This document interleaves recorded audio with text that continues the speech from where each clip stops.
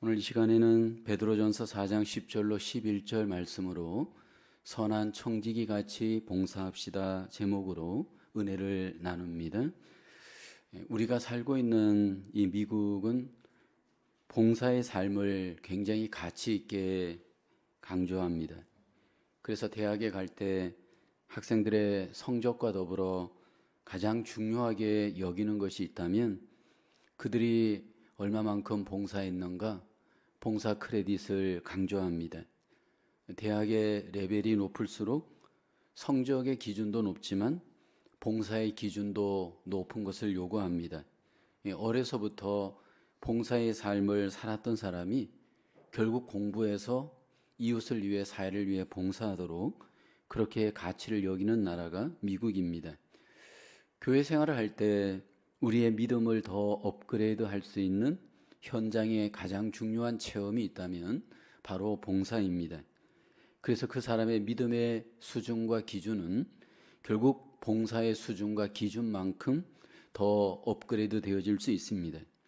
세상 나라에서도 봉사가 필요하듯이 하나님의 나라에서도 반드시 필요한 것이 바로 봉사입니다. 봉사라고 하는 그 단어의 의미는 자발적으로 시간과 물질과 정성을 들여서 남을 섬기는 행위, 영어로는 serve라고 합니다. 그래서 봉사는 희생이고 봉사는 섬김입니다. 그래서 이 봉사는 기독교의 정신과 잘 맞습니다. 사실 믿음 생활은 나를 위해 하는 것이 아니고 주를 위해 하는 것이고, 믿음 생활은 나를 넘어서 이웃을 위해 할 때 그것이 바로 진정한 믿음 생활의 모습일 겁니다. 어떻게 봉사해야 할까?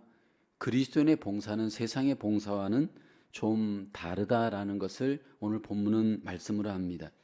오늘 사도 베드로는 우리에게 봉사를 말하면서 선한 청지기 같이 봉사하라. 우리에게 청지기라는 단어를 봉사의 단어로 동원을 합니다. 초대교회 당시에 로마 사회에서 가장 일반적으로 익숙했던 바로 직분이 청지기입니다. 어떤 집의 주인의 재산을 맡아서 관리하는 사람, 청지기라고 했습니다. 그러니까 주인의 재산이지 내 재산이 아니고 주인의 것을 잘 관리해서 손해가 되지 않도록 잘 서브하는 그 직이 청지기 직입니다. 내 마음대로 내 생각대로 재산을 관리하는 것이 아니고 주인의 뜻에 합하게 주인에게 유익이 되어지도록 재산을 잘 관리해야 하는 직이 청지기 직입니다.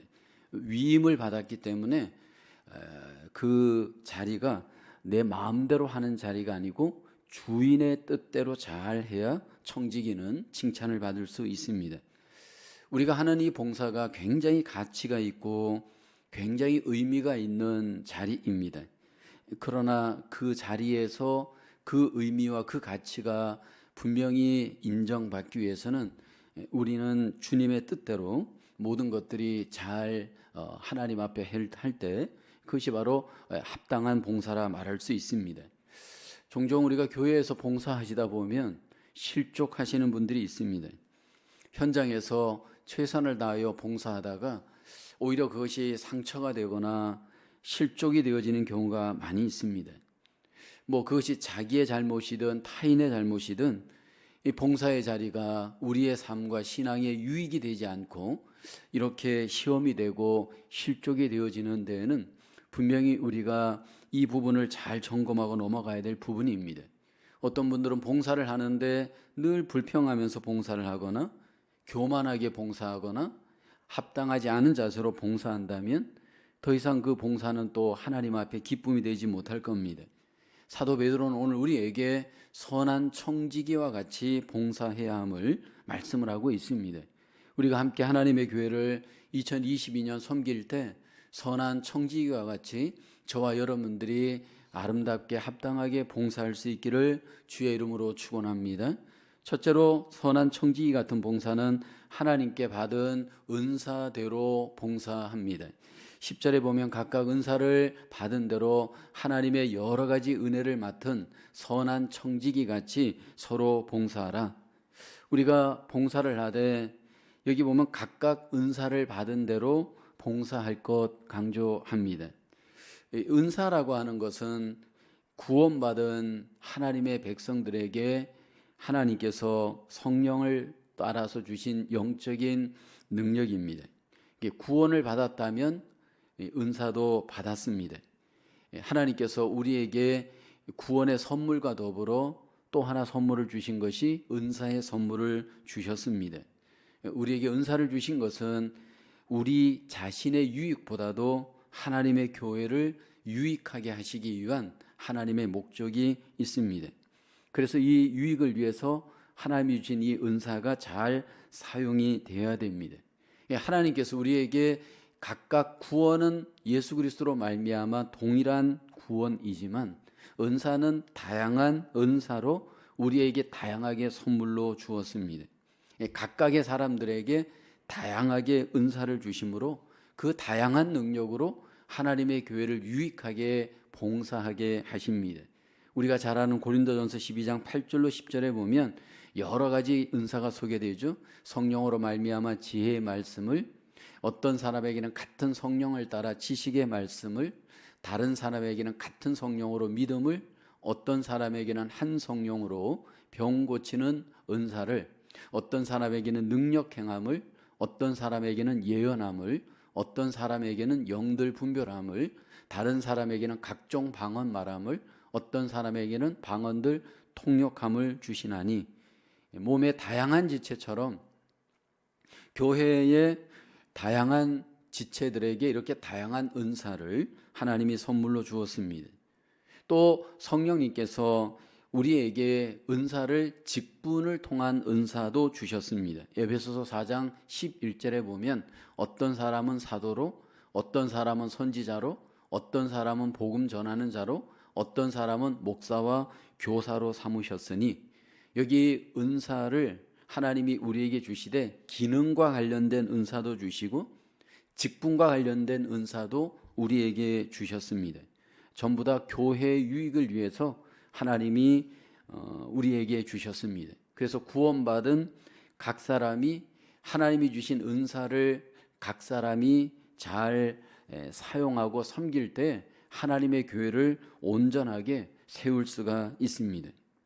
그래서 우리가 예수 그리스도로 말미암아 구원받은 것도 선물이고 하나님의 무조건적인 은혜라고 한다면 은사도 일방적입니다. 하나님이 무조건적인 은혜로 무조건적인 선물로 우리에게 주신 겁니다. 그래서 우리가 구원에 대한 확신도 우리가 마음속에 반드시 가져야 하는 것처럼 내가 어떤 은사를 받았는가도 내가 확신하고 그것을 사용할 수 있어야 됩니다.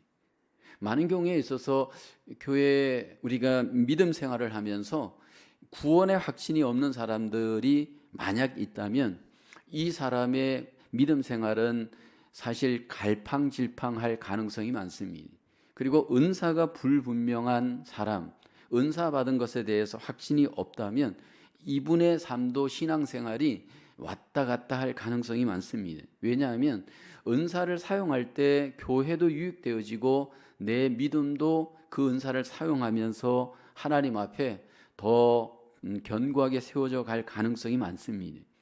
근데 어떤 은사를 받았는지 이게 확신이 안 되는 경우들이 종종 있는 이유는 내가 사용하지 않았기 때문이거나 아니면 그것들에 대한 내 스스로가 컨펌이 안 되었기 때문일 겁니다.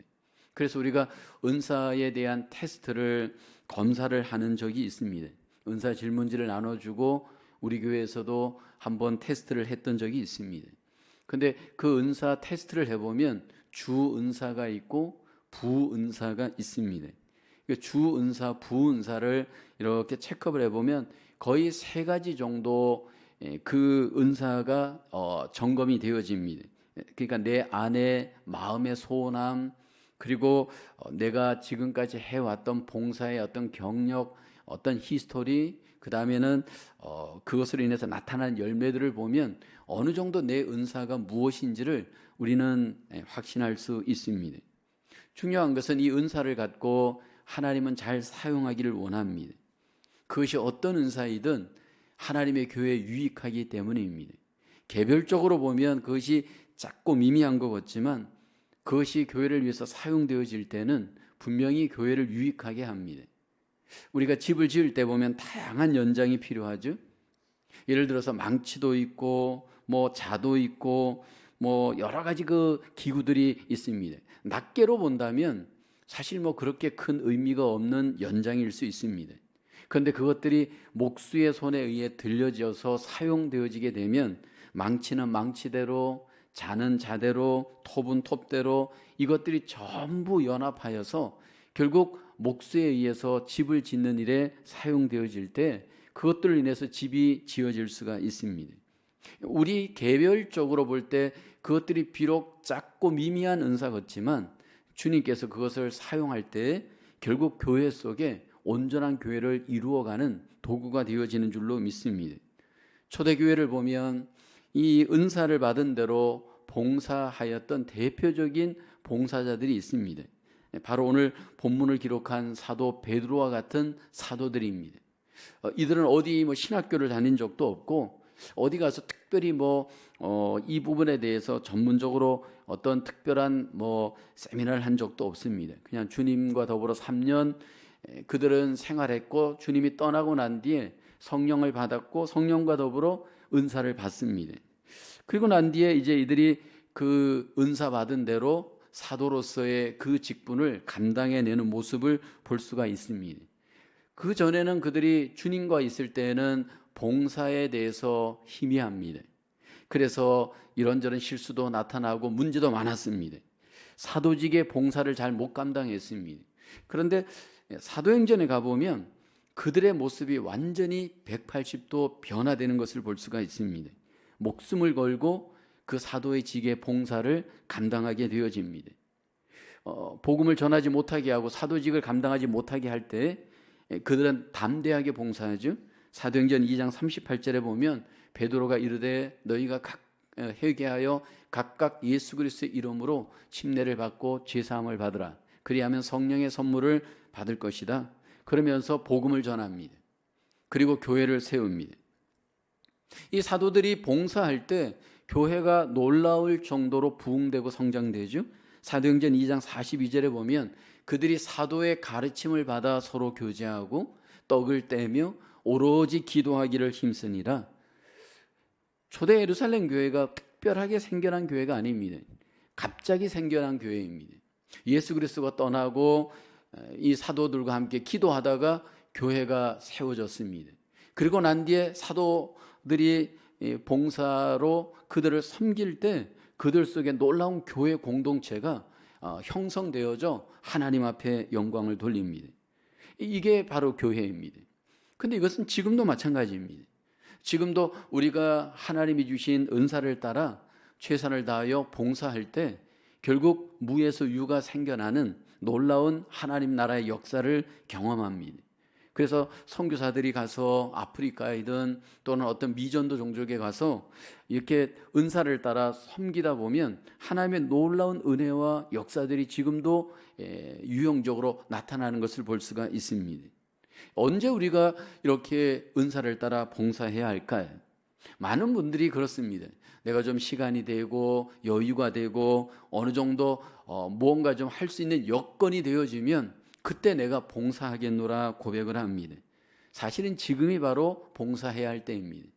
이 베드로 사도가 이 베드로 전서를 기록할 때 이 말씀을 받던 초대교회는 굉장히 고난이 많았고 환난 중에 있었습니다. 그래서 봉사할 수 있는 정황이 힘든 정황에 있는 성도들이었습니다. 그러나 베드로 사도는 지금 이 고난의 때에 환난의 때에 봉사해야 함을 말씀을 하고 있습니다. 사실 우리에게 있어서 필요한 그 모든 섬김의 봉사의 시간은 바로 지금이 바로 제일 하나님이 주신 기회인 줄로 믿습니다. 우리가 바쁘고 힘들고 어려울 때 하나님 앞에 다시 한번 받은 그 모든 은사를 통하여 하나님의 교회와 나라를 섬기는 일에 우리가 귀하게 봉사할 수 있는 저와 여러분 되어지기를 주님의 이름으로 축원합니다. 두 번째로 선한 청지기 같은 봉사는 하나님께 받은 힘으로 봉사합니다. 오늘 베드로전서 4장 11절에 보면 만일 누가 말하려면 하나님의 말씀을 하는 것 같이 하고 누가 봉사하려면 하나님이 공급하시는 힘으로 하는 것 같이 하라. 여기 교회에서 서로 봉사할 때 그 봉사의 힘, 봉사의 능력은 하나님이 주시는 힘, 능력으로 해야 함을 강조합니다. 예를 들어서 누가 말씀으로 섬기는 봉사를 한다라고 할 때 이게 어떤 사람의 말이 아니고 하나님의 말씀을 내가 전하는 것이고 또 하나님께서 주시는 그 은혜와 힘으로 해야 합니다. 그래서 하나님의 말씀의 권위를 분명히 인정하고 나타내야 되고 또 모든 가운데서도 하나님의 능력과 힘을 드러내야 됩니다. 만약 누가 몸으로 봉사한다 해도 마찬가지입니다. 하나님이 공급하시는 힘으로 우리에게 봉사하라. 그렇게 베드로 사도는 이야기를 합니다. 이게 결국은 자기를 드러내지 말고 하나님이 주시는 은혜, 하나님이 주시는 능력, 하나님이 공급해 주신 힘, 이 모든 것들로 무장하고 그래서 그것으로 인해서 하나님께 모든 것들이 영광이 되어질 수 있도록 봉사하기를 베드로는 강조를 합니다. 왜 베드로가 이 말씀을 이렇게 강조하는지 우리가 생각해 볼 필요가 있습니다. 내 능력으로, 내 힘으로, 내 열심으로 우리가 봉사할 수 있기 때문입니다. 오늘 본문을 기록한 사도 베드로가 그랬습니다. 누구보다도 베드로 사도는 굉장한 열심을 갖고 굉장히 의욕적으로 주님의 일을 하려고 했던 때가 있습니다. 예수님과 더불어 3년여 시간을 가질 때 여러분 베드로를 한번 보세요. 굉장히 열정적이었잖아요. 마태복음 26장 33절에 보면 베드로가 대답하여 이르되 모두 주를 버릴지라도 나는 결코 버리지 않겠나이다. 여기 베드로가 11명의 다른 제자들과 나는 수준이 다르다 말합니다. 나의 이 봉사, 나의 이 모든 열정이 그들과는 차원이 다르다 자신 있게 고백을 했습니다. 마태복음 26장 34절에 보면 예수께서 이르시되 내가 진실로 진실로 내게 이르노니 오늘 밤 닭 울기 전에 내가 3번 나를 부인하리라. 예수님이 그렇게 경고했습니다. 그런데 베드로는 받아들이지 않습니다. 26장 바로 35절에 보면 베드로가 또 말하죠. 내가 주와 함께 죽을지언정 주를 부인하지 않겠나이다. 물론 다른 제자들도 그랬습니다. 이렇게 주님을 섬기겠다고 베드로가 다짐하고 결심하였습니다. 내가 주와 함께 죽겠습니다.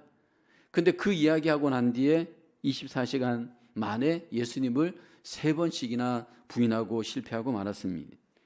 여러분 이렇게 종종 교회 일을 할 때 보면 이렇게 막 내가 뭔가를 하겠다라고 다짐하고 결심하는 분들이 있습니다. 여러분 교회 일은 다짐으로 되는 문제가 아닙니다. 교회 일은 말로 결심해서 될 문제가 아닙니다. 이런 분들이 오히려 굉장히 위험할 수 있습니다. 왜냐하면 내가 하겠다라는 것인 그 표현이기 때문입니다. 사도 베드로가 그랬습니다. 내 힘으로, 내 능력으로, 내 모든 열정으로 하겠다라고 베드로가 했습니다. 그러나 주의 일을 할 수 없었습니다. 이렇게 실패했던 사도 베드로가 그 봉사의 사역에 놀라운 반전이 일어나잖아요. 사도행전에 가보면 목숨을 잃을 것 같이 두려워했던 이 베드로가 목숨을 걸고 봉사 사역을 합니다. 유대 공회가 복음을 전하지 말아라. 사도직의 그 봉사의 일을 못하게 했습니다. 그때 베드로가 이렇게 반응하죠. 사도행전 4장 19절을 보면 베드로와 요한이 대답하여 이르되 하나님 앞에서 너희의 말을 듣는 것이 하나님의 말씀을 듣는 것보다 옳은가 판단하라. 같은 사람인데 전혀 다른 사람이 되었습니다. 완전히 다른 봉사의 자세였습니다. 어떻게 이런 반전이 가능했을까요? 하나님이 공급해 주시는 힘을 베드로가 받았기 때문입니다. 바로 성령의 능력을, 성령의 놀라우신 힘을 공급받았기 때문입니다. 이것은 베드로만 그런 것이 아닙니다. 나중에 베드로는 결국 하나님의 그 은혜와 능력으로 사도직을 감당하다가 십자가에서 거꾸로 순교했다라고 합니다. 한국 교회사에 보면 사실 목숨을 걸고 봉사의 자리를 지켰던 하나님의 일꾼들이 많았습니다. 6.25 때, 일제 때 목숨을 걸고 하나님이 주신 이 봉사의 자리를 지켰던 목사님들이 계십니다.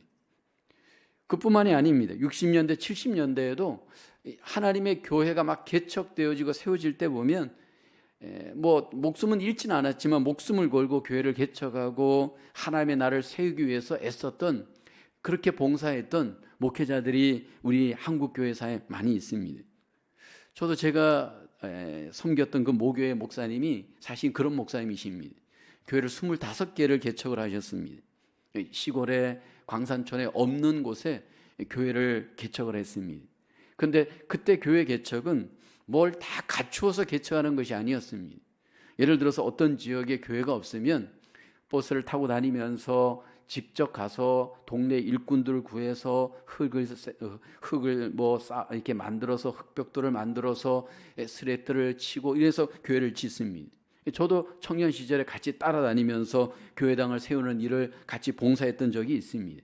도시락 하나 싸들고 아침에 버스를 타고 가면 하루 종일 있는 겁니다. 그리고 쉬는 것도 딱 시간을 정해서 10분 쉬고 또 일합니다.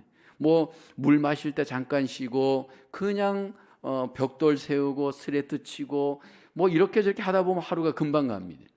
그렇게 서너 달 교회당을 짓습니다. 지어놓고 나면 사람이 없으니까, 그 오시는 목사님이 없으니까 또 주일 같은 데는 오후에는 그런 곳에 또 목사님이 가서 또 설교를 합니다. 저도 신학교 때 한 3시간 정도 버스를 타고 목회자가 빈 교회에 가서 설교를 몇 달간 했던 적이 있습니다. 가서 하룻밤 자고 설교를 하고 다음날 오고, 이게 사실 쉬운 게 아닙니다. 겨울 같은 데는 한 3시간 정도 막 신장로 길을 이게 눈이 오는데 갈 때 그게 쉬운 게 아니더라고요. 또 가서는 또 하룻밤 자야 되고 그리고 난 뒤에 또 오고 하는 그 과정이 너무너무 번거롭고 수고롭습니다. 사례를 받거나 그렇지도 않습니다. 근데 그런 일을 할 수 있는 힘이 뭐였느냐 하면 전부 하나님이 공급해 주시는 힘이었습니다. 하나님이 공급해 주시는 힘으로 그 일을 하니까 힘이 들어도 힘이 들지는 않습니다. 여러분, 오늘 우리에게 필요한 것은 하나님이 공급해 주시는 힘을 공급받게 되어지면 사실 물질을 초월하여서 하나님의 일을 정말 의미 있게 감당할 수 있는 줄로 믿습니다. 하나님께서 누구에게 힘을 공급해 줄까요? 정말로 하나님을 사랑하고 정말로 하나님의 교회를 사랑하고 그래서 하나님께 간구하는 자에게 하나님께서 힘을 공급해 주실 줄로 믿습니다. 우리가 하나님의 일을 할 때 분명히 우리는 인간이기 때문에 연약하고 부족합니다. 그러나 성령의 충만함을 구하고 하나님의 은혜를 구하고 하나님의 힘을 구할 때 하나님께서 우리에게 힘을 공급해 주심으로 그 일을 할 수 있도록, 그 일을 감당할 수 있도록 하나님께서 위로부터 은혜와 능력을 공급해 주시는 줄로 믿습니다. 하나님의 교회 속에 우리가 함께 봉사할 때 이 귀한 일을 하나님의 힘으로 잘 감당할 수 있는 저와 여러분 되어지기를 주님의 이름으로 축원합니다. 세 번째로, 선한 청지기 같은 봉사는 하나님께 영광이 되게 합니다. 11절 하반절을 보면 우리 같이 한번 읽어볼까요? 시작. 이는 범사에 예수 그리스도로 말미암아 하나님이 영광을 받으시게 하려 함이니 그에게 영광과 권능이 세세에 무궁하도록 있느니라. 아멘. 선한 청지기 같은 봉사의 결국은 하나님께 영광이 됩니다. 사실 세상의 봉사는 자기 영광을 많이 구합니다. 자기 이익을 구하기도 합니다. 그런데 그리스도인들의 봉사의 최종적인 골 목표는요, 하나님께 영광이 되는 것입니다. 선한 청지기 같이 우리가 봉사할 때 하나님께서 영광을 받으시면서 결국 그 선한 청지기 같은 봉사자도 하나님으로부터 칭찬을 받을 수 있습니다. 그래서 교회에서는 항상 그 일을 하면서 교육을 하든 찬양을 하든 청소를 하든 운전을 하든 항상 그 사역 속에 이게 하나님의 영광이 되는가, 항상 하나님의 영광을 구하면서 우리는 사역을 해야 됩니다. 왜 이렇게 지금 베드로가 이 이야기를 하냐면 봉사를 잘못하게 되어지면 자기 영광을 구할 수 있기 때문입니다. 예를 들어서 이런 분이 있어요. 하나님이 주신 돈으로 사실은 이제 어떤 구제를 하거나 선한 일을 할 때 이게 얼마 안 되지만 제가 드리는 겁니다. 자기 이름으로 자꾸 선한 일을 하려고 하는 분들이 있습니다. 자기 이름으로 선한 일을 많이 하는 것은 선한 일은 했지만 그것은 자기 영광을 구하는 겁니다. 그래서 성경에 보면 우리에게 어떤 선한 일을 할 때, 구제를 할 때 모르게 하라라고 얘기하잖아요. 오른손이 하는 것도 왼손이 모르게 하라, 이렇게 성경은 말씀을 합니다. 이게 무슨 의미냐면 내가 나를 기억하지 못할 정도로 봉사하라는 겁니다. 구제하라는 겁니다. 그러니까 내가 한 것들은 다 잊어버려야 됩니다. 자꾸 내 이름을 내고 내 이름이 기억되게 하는 봉사는 사실 내 영광을 구할 확률이 너무 많습니다. 명예도 그렇고 권력도 그렇고 지식도 그렇고 우리가 모든 것들을 오직 하나님만이 영광을 받도록 내 이름은 감추고 하나님께 영광이 되도록 우리는 봉사를 해야 됩니다. 사실 우리의 이 죄성은요, 자기 영광을 구하는 것에 굉장히 익숙해 있습니다. 자기 영광이 드러날 때 우리는 의미가 있다라고 생각을 합니다. 그래서 우리가 하나님께 봉사하고 하나님의 교회를 봉사할 때 청지기 의식을 갖고 해야 됩니다. 청지기는 자기 이름을 드러내는 자리가 아니거든요. 주인의 것을 위임받아서 주인을 위해서 모든 일을 하는 자이기 때문에 우리가 바로 그와 같습니다. 하나님께 부름을 받아서 하나님이 맡겨주신 모든 은사와 또 모든 직분을 쫓아서 하나님의 맡겨주신 일을 할 때 우리는 전부 나를 숨기고 나를 내려놓고 하나님만이 드러나도록 그렇게 우리는 일을 해야 할 줄로 믿습니다. 왜 하나님께 모든 봉사가 영광을 돌려야 되는 것일까요? 하나님이 우리에게 주셨기 때문입니다. 봉사의 모든 능력, 봉사의 모든 힘, 봉사의 모든 에너지가 다 하나님에게서 온 겁니다. 위에서 우리가 받지 않은 것이 하나도 없습니다. 그래서 베드로는 얘기합니다. 그에게 영광과 권능이 세세에 무궁토록 있느니라. 모든 영광이 하나님께 있고 모든 권능이 다 하나님에게 있습니다. 그래서 하나님만이 이 모든 것들의 주인이시고 주인이신 하나님만이 영광을 받으셔야 됩니다. 우리가 믿음 생활하면서 하나님의 주권을 인정하는 것처럼 중요한 것은 없습니다. 그 주권을 겸손하게 인정하고 모든 것들을 하나님께 영광을 돌리는 자세로 할 때 여러분 거기에 하나님의 놀라운 뜻이 이루어지게 되는 줄로 믿습니다. 종종 보면 하나님께 영광을 돌리기 위해서는 우리가 용기가 굉장히 필요하고 그 부분에서 믿음이 굉장히 필요합니다. 대중들이 좋아하는 운동 선수들 중에 보면 그리스도인들이 있습니다. 그 그리스도인들 중에 과거에 이렇게 꼭 축구를 하면서 골을 넣고 할 때 이렇게 정말 이게 공개적으로 이렇게 기도를 하면서 하나님 앞에 영광을 돌리기에 힘썼던 선수가 있었는데 차범근 선수가 그랬습니다. 이 차범근 선수가 그 당시에 우리나라 축구 선수로는 정말 지금의 호나우도나 또 메시 정도의 급이었습니다. 70년대, 80년대 독일의 이 차범근 선수가 그때 갔을 때는 정말 굉장한 사실은 센세이션을 일으켰습니다. 이 갈색 폭격기라고 그때 할 정도로 그렇게 인기를 누렸습니다. 11시즌 동안에 308경기에서 98골을 넣을 정도였다니까 굉장한 골을 넣었습니다. 근데 이분이 축구를 기가 막히게 잘하지만 이분이 사실 우연한 기회에 예수를 믿게 되었습니다. 막 이렇게 몸에 너무 심각한 병이 있을 때 안수 기도를 받고 그 몸이 깨끗하게 나은 겁니다. 그리고 난 뒤에 그가 그리스도인이 되었다라고 합니다. 그런데 그리고 난 뒤에 철저한 그리스도인으로 하나님 앞에 살아가기를 힘쓰는데 하나님 앞에 항상 골을 넣거나 또 감독이 될 때는 막 기도하잖아요. 얼마나 비난을 받았는지 몰라요. 그 기도하는 것 때문에. 그렇지만은 그는 그게 하나님께 영광이 되어지기 위해서 최선을 다해서 하나님 앞에 영광의 축구 선수로서 또 축구 감독으로서 그렇게 하나님 앞에 살았습니다. 사실 오늘 우리에게 있어서 내가 봉사하는 그 자리에서 지속적으로 하나님 앞에 정말 영광을 돌리기 위해서 우리에게 필요한 것은 그런 결단이고 그런 용기이고 그런 헌신이 우리에게 필요한 줄로 믿습니다. 하나님께서 우리에게 공급해 주시는 힘으로 할 때 그 힘으로 하나님께 영광이 되어진다면 여러분, 그것이 얼마나 하나님의 이름뿐만 아니라 하나님의 교회 속에서도 의미가 있는지 모릅니다. 사실 하나님께서 우리가 기도할 때, 우리가 봉사할 때 하나님께 영광을 돌리는 곳에 또 하나님의 위로가 있고 은혜가 있고 하나님의 놀라우신 도움도 있는 줄로 믿습니다. 제가 이게 한국에서 또 이민교회에서 이렇게 목회를 하면서 많은 이 봉사자들을 보게 되어집니다. 근데 많은 봉사자들이 힘들게 어렵게 봉사를 하면서 과연 저것을 감당해낼까? 근데 놀라운 것은 힘들게 어렵게 봉사하는 그곳에 또 그것만큼 하나님 주신 위로가 있고 은혜가 있습니다. 사람들이 보지 못하는, 느끼지 못하는 신비한 하나님이 주신 위로가 있고 은혜가 있다 보니까 결국 그 봉사의 자리를 지켜내고 믿음으로 승리하는 것을 보게 됩니다. 사실 그 중심에는 기도가 있습니다. 하나님께 기도하면서 결국 봉사하면서 결국 그 기도를 통해서 공급해 주시는 힘을 체험하니까 결국은 그 봉사의 자리를 지켜내고 이기는 것들을 보게 되어집니다.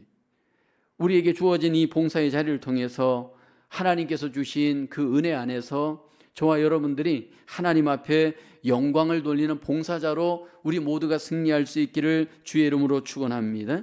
찬양을 통해서, 교육을 통해서, 또 여러 어떤 교회 속의 모든 은사의 자리에서 우리가 최선을 다해서 하나님 앞에 영광을 돌릴 때 여러분, 얼마나 우리가 하나님 앞에 기쁨이 되고 하나님 앞에 감사가 되겠습니까? 올해 우리가 2022년 사무총회를 통해서 일꾼들을 함께 세웠습니다. 집사로서 일꾼도 세웠고 사역자로 또 우리가 함께 일꾼들을 세웠습니다. 그 일꾼들을 세운 목적은 봉사하라고 우리가 일꾼을 세웠습니다. 그것은 명예직도 아니고 그것들은 나를 자랑하는 어떤 직분도 아닙니다. 그 맡은 자리에서 우리가 선한 청지기와 같이 봉사할 수 있는 2022년이 되어야 할 줄로 믿습니다. 특별히 우리가 2022년 한 해 봉사하실 때 선한 청지기 같이 봉사하기 위해서 우리에게 필요한 것은 하나님이 나에게 주신 그 은사의 자리에서 하나님께 받은 은사대로 하나님 앞에 봉사할 수 있기를 원합니다. 하나님이 공급해 주신 힘으로 봉사하시고 하나님께 영광이 되어지는 봉사를 감당할 수 있기를 주의 이름으로 축원합니다. 2022년 한 해가 봉사자로 우리 모두가 승리하시며 하나님께 영광이 되어지기를 주님의 이름으로 축원합니다. 기도하겠습니다. 은혜가 풍성하신 하나님, 우리에게 직분을 주시고 은사를 주시고 하나님의 귀한 일을 할 수 있도록 힘을 주심을 감사합니다. 하나님께 받은 그 은혜, 그 모든 힘으로 하나님의 교회를 봉사하며 섬기는 하나님의 귀한 일꾼들 되게 하여 주시옵소서. 하나님의 능력으로 봉사할 때마다 하나님의 교회 속에 구원받는 은혜, 제자의 은혜가 더해지게 하시고 하나님의 놀라운 능력을 경험한 은혜가 하나님의 교회 속에 더해질 수 있도록 하나님 축복하여 주시옵소서. 2022년 한 해 우리 모두가 하나님의 교회를 선한 청지기 같이 봉사함으로 하나님 승리할 수 있도록 성령의 능력으로 붙잡아 주시고 인도하여 주시고 승리하도록 도와 주시옵소서. 믿사옵고 감사하오며 예수님의 이름으로 기도하옵나이다. 아멘.